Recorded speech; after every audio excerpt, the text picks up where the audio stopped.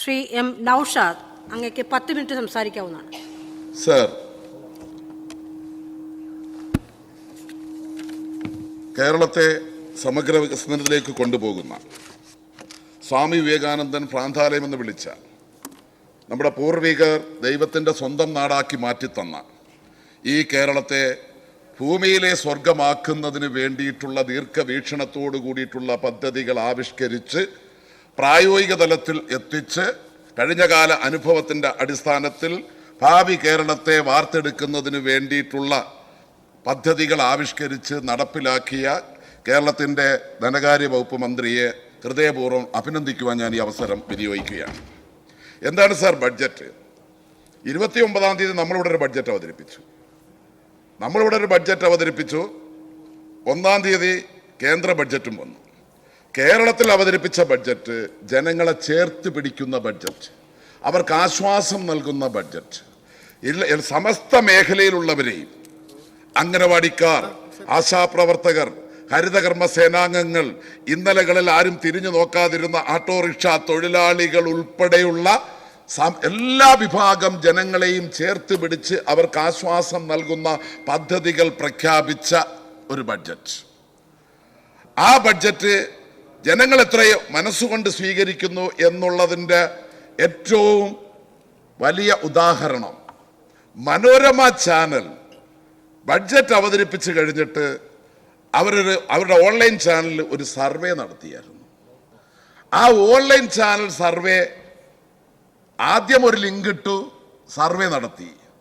ജനങ്ങളാകെ തന്നെ ഈ ബഡ്ജറ്റിനെ അനുകൂലിച്ച് 89% പേരാണ് കേരളത്തിലെ ബഡ്ജറ്റ് ഏറ്റവും മികച്ചത്, എക്സലന്റ് എന്ന കോളത്തിൽ പോൾ ചെയ്തത്. അതോടുകൂടി ലിങ്ക് കാണാതായി. ആ ലിങ്ക് മാറ്റി. വീണ്ടും കുറെ കഴിഞ്ഞ് വീണ്ടും ഒരു ലിങ്ക് ഇട്ടു. അതിലേക്കും 80% എത്തി. ഇത് ഒരു കാരണവശാലും ഈ ബഡ്ജറ്റിനെ തള്ളിപ്പറയാൻ കേരളത്തിലെ ജനങ്ങൾ തയ്യാറാകത്തില്ല എന്ന് മനസ്സിലാക്കിയ മനോരമ അതും മുക്കി. പക്ഷെ ഒരു വാർത്തയുമില്ല. മനോരമ ഓൺലൈൻ തന്നെയാണ് ഈ ബഡ്ജറ്റ് ഏറ്റവും മികച്ചതാണെന്നുള്ളതിൻ്റെ ഉത്തമമായ തെളിവ്. ഇതിന് ശേഷം നടന്നപ്പോൾ കേന്ദ്ര ബഡ്ജറ്റ് അവതരിപ്പിച്ചു. കേന്ദ്ര ബഡ്ജറ്റിൽ ഇവിടെ നേരത്തെ എല്ലാവരും സൂചിപ്പിച്ചതുപോലെ കേരളത്തിന് ആമയെ തന്നു, തേങ്ങ തന്നു, ബാക്കി ഒന്നുമില്ല. ആമ മുട്ടയും തന്നു. പരിപാലനം, അവിടെ എയിംസ് ഉണ്ടോ? ഇല്ല. എല്ലാം പോട്ടെ, ഞാൻ വിഴിഞ്ഞം പറയുന്നില്ല, എയിംസ് പറയുന്നില്ല, വയനാട് പറയുന്നില്ല, അതിവേഗ റെയിലും പറയുന്നില്ല. ആ ശബരിപാതയെങ്കിലും തരണ്ടേ? ആ ശബരിപാതയെങ്കിലും തരേണ്ടതല്ലേ?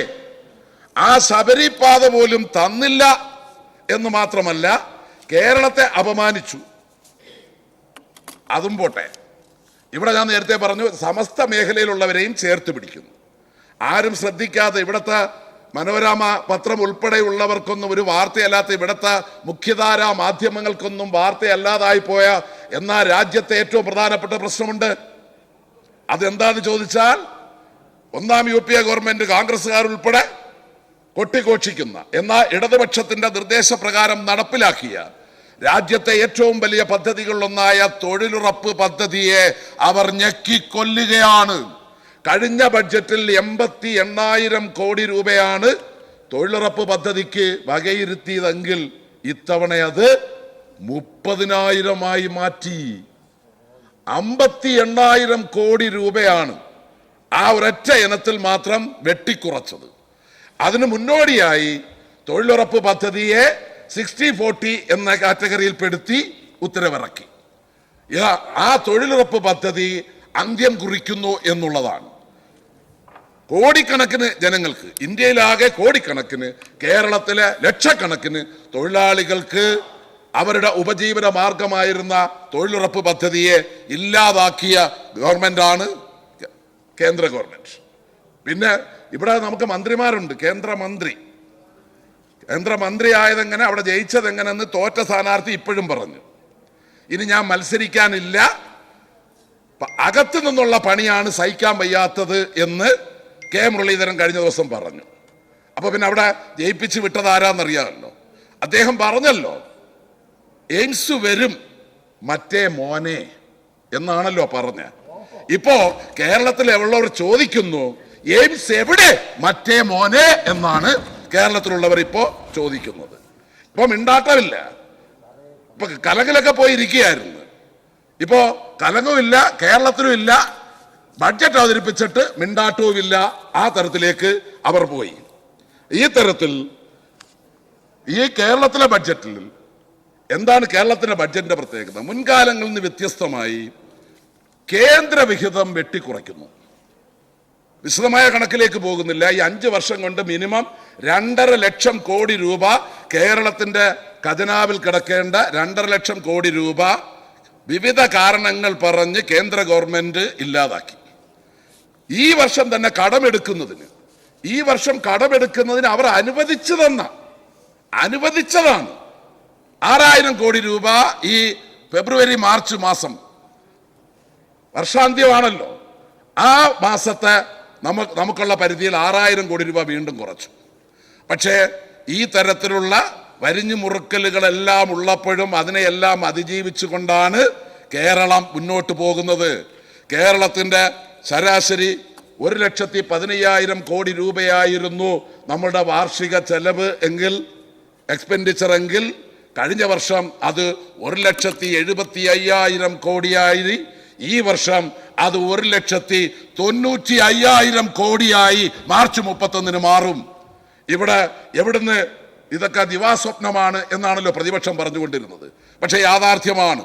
കഴിഞ്ഞ വർഷത്തെ എക്സ്പെൻഡിച്ചർ ഉണ്ടല്ലോ 1,75,000. വരവ് കുറഞ്ഞു, ചെലവ് കൂടി. അപ്പൊ വരവ് കുറയുകയും ചെലവ് കൂടുകയും ചെയ്യുമ്പോൾ എങ്ങനെ മാനേജ് ചെയ്യുന്നു? കേന്ദ്രം തരുന്നില്ല എന്ന് നിങ്ങൾ പറയുന്നു, നിങ്ങളുടെ ചെലവ് വർദ്ധിച്ചു എന്ന് പറയുന്നു എന്ന് ചിലർ ചോദിക്കാം. അവിടെയാണ് കൃത്യമായ ധനകാര്യ മാനേജ്മെന്റിൽ കൂടി നമ്മളുടെ തനത് വരുമാനം നികുതി കൂട്ടാതെ ഈ വർഷത്തെ ബഡ്ജറ്റ് അവതരിപ്പിച്ചല്ലോ, 1 രൂപയുടെ നികുതി ജനങ്ങളുടെ മേൽ അടിച്ചേൽപ്പിക്കാതെയാണ് ഈ പദ്ധതികളെല്ലാം തന്നെ പ്രഖ്യാപിക്കപ്പെട്ടിട്ടുള്ളത്. ഈ തരത്തിൽ തങ്ങളുടെ വരുമാനം വർദ്ധിപ്പിച്ച് ലഭ്യമാകാനുള്ള തുക വിഭവ സമാഹരണത്തിൽ കൂടി അതിനെ ഊർജിതപ്പെടുത്തി പൈസ സ്വരൂപിച്ചാണ് കേന്ദ്രത്തിന്റെ ഈ അവഗണനയെ നമ്മൾ അതിജീവിച്ചത്, ജനങ്ങളെ ചേർത്ത് പിടിച്ച് നമ്മൾ മുന്നോട്ട് കൊണ്ടുപോകുന്നത്. പിന്നെ ഇവിടെ ഒരു പ്രതിപക്ഷമുണ്ട്, എന്തിനേയും എതിർക്കുക. വിഴിഞ്ഞം പദ്ധതി വിമോചന സമരം നടത്തും എന്ന് പറഞ്ഞവരാണ്. GAIL pipeline, national highway, Wayanad തുരങ്കപാത, എന്തിനേയും എതിർക്കുക, നുണകൾ പ്രചരിപ്പിക്കുക. നിലപാടുകളുടെ രാജകുമാരൻ, ചില ക്യാപ്ഷൻസ് നുണകളുടെ രാജകുമാരനാണ്.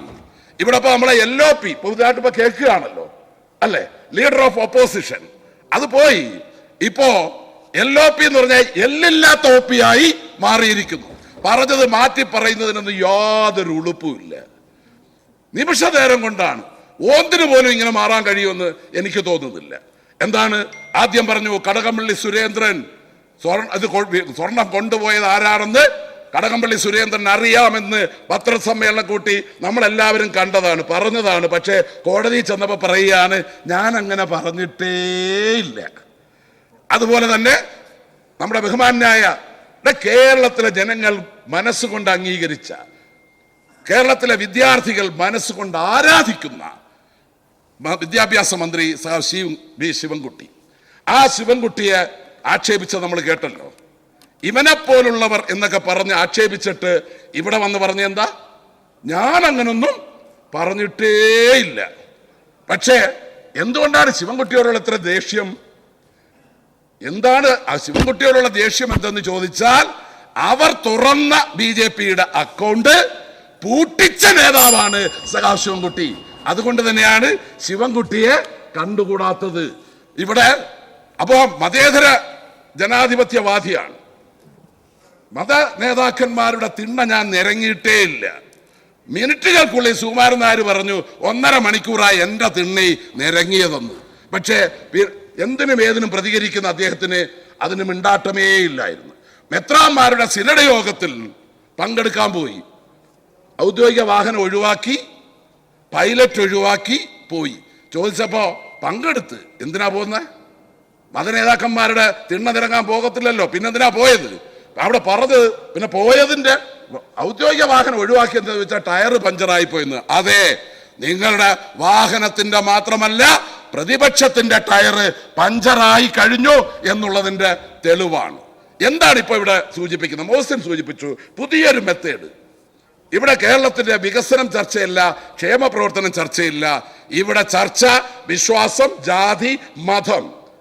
ആ തരത്തിൽ കനകേലുമാർ ഇവിടെ ഒരു പാർട്ടിയുടെ യോഗത്തിൽ അവരുടെ ക്യാമ്പിൽ നമ്മളെങ്ങാനും സ്വപ്നത്തിൽ വിചാരിക്കുന്നുണ്ടോ?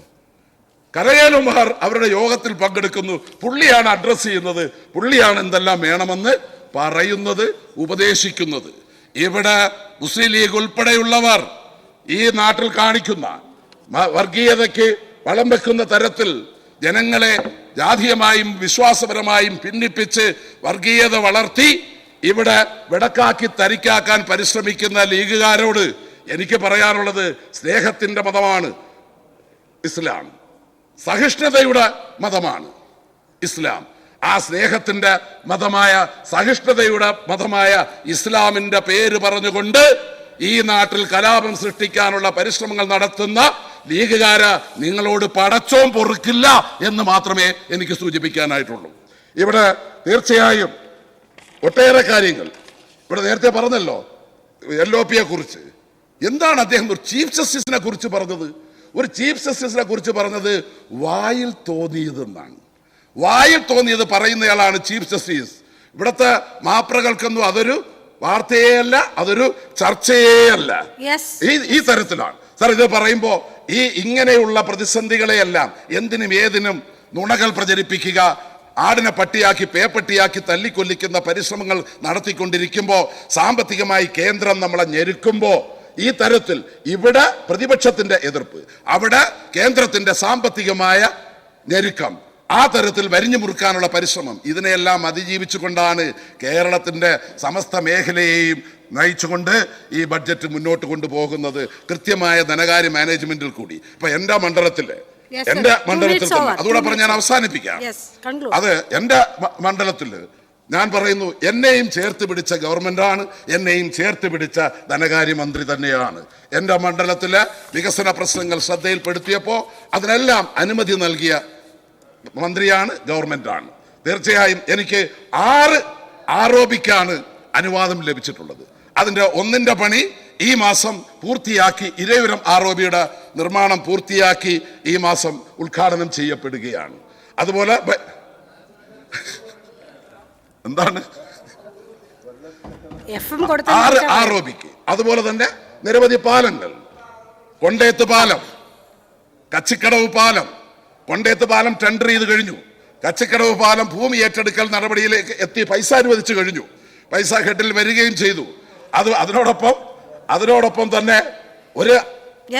ഞങ്ങളുടെ SN ഓപ്പൺ യൂണിവേഴ്സിറ്റിക്ക് സ്ഥലം വാങ്ങിയത് എൻ്റെ മണ്ഡലത്തിൽ തന്നെയാണ്. 30 കോടിയിൽ പരം രൂപ ചെലവഴിച്ചുകൊണ്ടാണ് SN ഓപ്പൺ യൂണിവേഴ്സിറ്റിക്ക് സ്ഥലം വാങ്ങിയെടുത്തത്.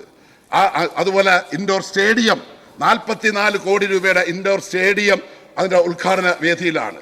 വി പാർക്ക്, മാനവീയം പദ്ധതി തുടങ്ങി എല്ലാ റോഡുകൾക്കും, ഞാൻ പറഞ്ഞ മുഴുവൻ PWD റോഡുകളുടെയും നിർമ്മാണം പൂർത്തിയായി. ഒരു റോഡ് ഒഴികെ പറയുമ്പോൾ ഉള്ളത് പറഞ്ഞു, അത് ഈ മാസം പൂർത്തിയാക്കും.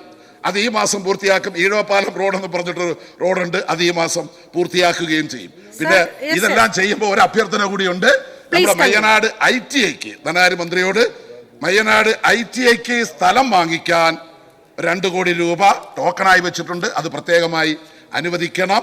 അതുപോലെ തന്നെ ഇരവിപുരം പാലം കൂടെ ഉണ്ട്. ആ ഇരവിപുരം പാലത്തിന് അതിന്റെ ഒരു ഫയല് മന്ത്രിയുടെ കൈവശം എത്തിയിട്ടുണ്ട്. അത് 8 കോടി രൂപ മാത്രമേ ഉള്ളൂ. അതുകൂടി അനുവദിച്ച് നൽകണം എന്ന് വിനയപൂർവ്വം അഭ്യർത്ഥിച്ചുകൊണ്ട്, ഈ നാട് ദൈവത്തിന്റെ സ്വന്തം നാടായ ഈ നാട്, പാവപ്പെട്ടവന്റെ മക്കൾക്ക് പഠിക്കാൻ സ്കൂളുള്ള, അവരെ ചികിത്സിക്കാൻ ആശുപത്രിയുള്ള, അവർക്ക് കഴിക്കാൻ റേഷനുള്ള, അവർക്ക് ചികിത്സിക്കാൻ ആശുപത്രികളുള്ള, മനസമാധാനത്തോടെ ഇഷ്ടമുള്ള ഭക്ഷണം കഴിച്ച്, ഇഷ്ടമുള്ള വസ്ത്രം ധരിച്ച്, ഇഷ്ടമുള്ള പാട്ട് കേട്ട്, ഇഷ്ടമുള്ള സിനിമ കണ്ട് മനസമാധാനത്തോടെ ജീവിക്കുവാൻ കഴിയുന്ന നാടാക്കി ഇതിനെ നിലനിർത്തി മുന്നോട്ട് കൊണ്ടുപോകുന്നതിന് ആക്കം കൂട്ടുന്ന നിർദ്ദേശങ്ങളടങ്ങിയ ഈ ബഡ്ജറ്റിനെ പിന്തുണച്ചുകൊണ്ട്, എല്ലാവിധ ആത്മാർത്ഥമായ പിന്തുണയും അറിയിച്ചുകൊണ്ട് ഞാൻ എൻ്റെ വാക്കുകൾ അവസാനിപ്പിക്കുന്നു. നന്ദി.